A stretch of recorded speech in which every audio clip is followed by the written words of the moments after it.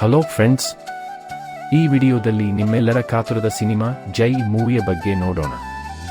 ಎಲ್ಲರೂ please like ಮತ್ತು subscribe ಮಾಡಿ ಅಂತ ಹೇಳುತ್ತಾ ಈ ವಿಡಿಯೋ ಸ್ಟಾರ್ಟ್ ಮಾಡೋಣ.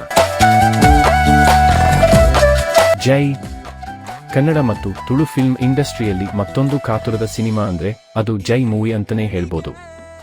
ರೂಪೇಶ್ ಶೆಟ್ಟಿ ಡೈರೆಕ್ಟ್ ಮಾಡ್ತಿರುವ ಈ ಸಿನಿಮಾ ಇನ್ನೊಂದು ಬ್ಲಾಕ್ ಬಸ್ಟರ್ ಮೂವಿ ಅಂತ ಹೇಳಿದ್ರೆ ತಪ್ಪಿಲ್ಲ. ಇವರು ಡೈರೆಕ್ಟ್ ಮಾಡಿದ ಗಿರ್ಗಿಟ್, ಗಮಜಲ್, ಸರ್ಕಸ್ ಈ ತುಳು ಸಿನಿಮಾಗಳು ಈಗಷ್ಟೇ ಬ್ಲಾಕ್ ಬಸ್ಟರ್ ಆಗಿ ಜನರ ಮೆಚ್ಚುಗೆ ಪಡೆದುಕೊಂಡಿವೆ.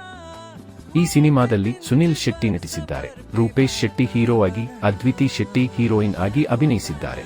ಈ ಸಿನಿಮಾ ನವೆಂಬರ್ 14ರಂದು ರಿಲೀಸ್ ಆಗಲಿದ್ದು ಜನರ ಕಾಯುವಿಕೆಗೆ ಕಾರಣವಾಗಿದೆ.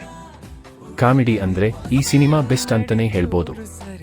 ಯಾಕಂದ್ರೆ ತುಳು ಫಿಲ್ಮ್ ಇಂಡಸ್ಟ್ರಿಯ ಅರವಿಂದ್ ಬೋಲಕ್, ಭೋಜರಾಜ್, ವಾಮಂಜೂರು, ದೇವದಾಸ್ ಕಪಿಕಾಡ್, ನವೀನ್ ಪಡಿಲ್ ಅವರಂತ ಕಾಮಿಡಿ ಕಲಾವಿದರು ನಟಿಸಿರುವುದರಿಂದ ಕಾಮಿಡಿ ಅಂಶದಲ್ಲಿ ಈ ಸಿನಿಮಾ ಅತ್ಯುತ್ತಮವಾಗಿರೋದು ಖಚಿತ.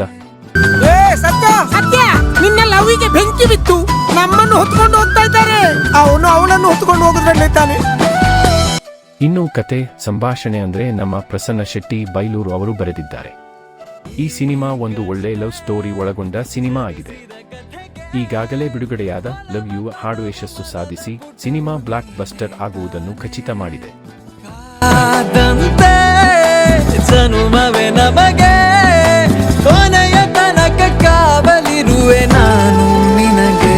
ಟ್ರೈಲರ್ ಮೂಲಕ ಗೊತ್ತಾಗುವಂತೆ ಈ ಸಿನಿಮಾ ಒಂದು ಊರಿನ ಎಲೆಕ್ಷನ್ ಬಗ್ಗೆ ಮತ್ತು ಕೆಲ ರಾಜಕಾರಣಿಗಳು ಮಾಡುವ ಮೋಸದ ಕತೆ ಇರಬಹುದು.